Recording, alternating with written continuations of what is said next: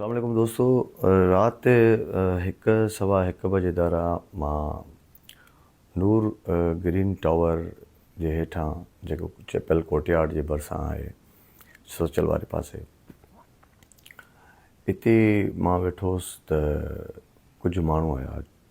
6 माण्हू त जेके मुंहिंजी तरफ़ आया, जिन में 4 माण्हुनि खे पिस्टल हुया ऐं उन्हनि चैम्बर सिधा कया ऐं मुंहिंजे मथां ताणिया ऐं 2 ॼणा मूंसां विढ़ण लॻा। मूंखे ॻाल्हि सम्झ में न पई अचे त हीअ छो था विढ़नि मूंसां।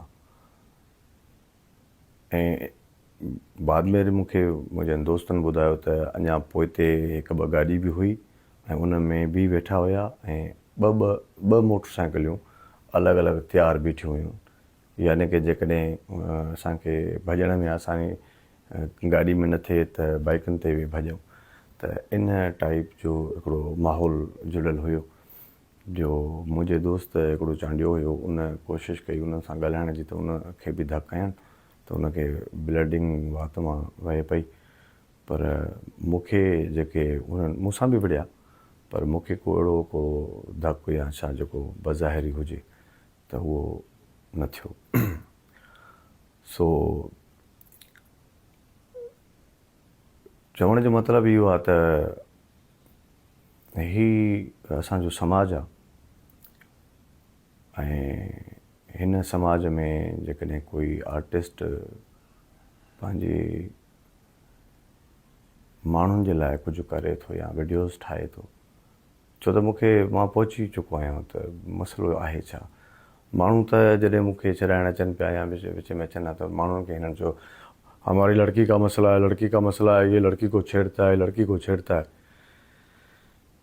दुश्मन एतिरो कमज़र्फ़ आहे जो पंहिंजूं मायूं थो पेश करे।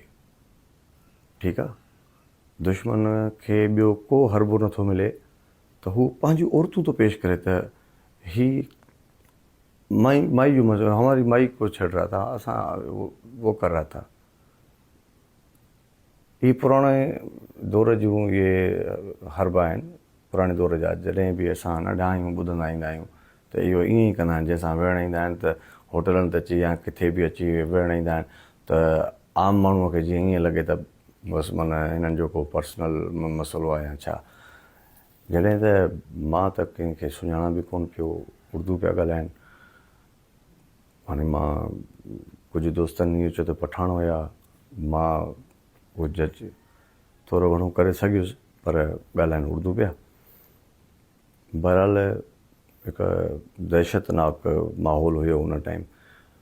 पोइ जॾहिं चैम्बर मुंहिंजे मथां ईअं हिकिड़ो वधे पियो त इतफ़ाक़ सां हिकिड़ो पुलिस वारो अंदरि ई वेठो हुयो।